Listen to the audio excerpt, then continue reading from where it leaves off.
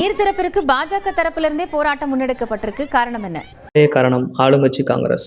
அது மட்டும் இல்லை, பிஜேபி எங்கெல்லாம் ஆளுங்கட்சியாக இல்லையோ அங்கே ஃபுல்லாக அவங்களால முடிஞ்ச ஒரு குழப்பத்தையும் ஒரு இதையும் மெயின்டைன் பண்ணிக்கிட்டே இருப்பாங்க. அதுதான் அவங்க பண்ணிக்கிட்டு இருக்காங்க. இது என்ன மோடி அவர்கள் தெரியாமல் நடக்க போதா?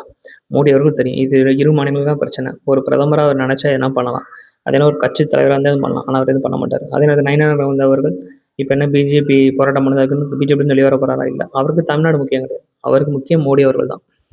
பக்கம் கன்னட அமைப்பினர், ஒரு பக்கம் பாஜக, இப்படி மாறி மாறி போராட்டம் பண்ணுறாங்கன்னா அங்கே உள்ள முதலமைச்சர் அவர்கள் நம்ம தமிழ்நாடு முதலமைச்சரும் வர வேண்டாம்னு சொல்லிட்டாரு.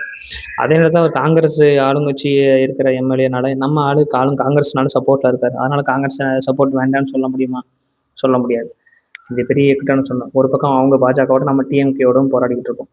இதை வச்சு அவங்க அரசியல் பண்ணிட்டு இருக்காங்க ஒரு பக்கம். அதே நேரத்தில் கொடுக்குற தண்ணியை கடலில் கலக்கிறோம்னு சொல்கிறாங்க. முதல்ல கொடுக்குற தண்ணியை கேவலமான தண்ணி, இருக்கிற மெடிக்கல் கழிவுலாம் போட்டு அவ்வளோ கேவலமான தண்ணி அனுப்பிட்டு இருக்காங்க. ஏதோ நல்ல தண்ணி கொடுக்குற மாதிரி அதை கடலில் கலக்கிறவங்க கம்ப்ளைண்ட் வேற. இந்த காவிரி நீர் பிரச்சனை சம்பந்தமான விஜய் அவர்கள் கர்நாடகா போய் பேச முடிவெடுத்தது. அதுக்கு அனைத்து கட்சிகளும் எதிர்ப்பு தெரிவிச்சிருந்தாங்க. இப்போ நான் சொல்கிறேன், இப்போவாது அந்த பொதுக்கூட்டத்தை மொத்தமாக அனைத்து கட்சிகளும் கூட்டி ஒரு கூட்டத்தை கூட்டி அவங்க என்ன கருத்து சொல்ல வரான்னு கேளுங்க. அவங்க ஏதாவது நீட்டு மாதிரி இதுக்கு ஏதாவது ரகசியம் வச்சு தான் வச்சுருப்பாங்க, கேளுங்க.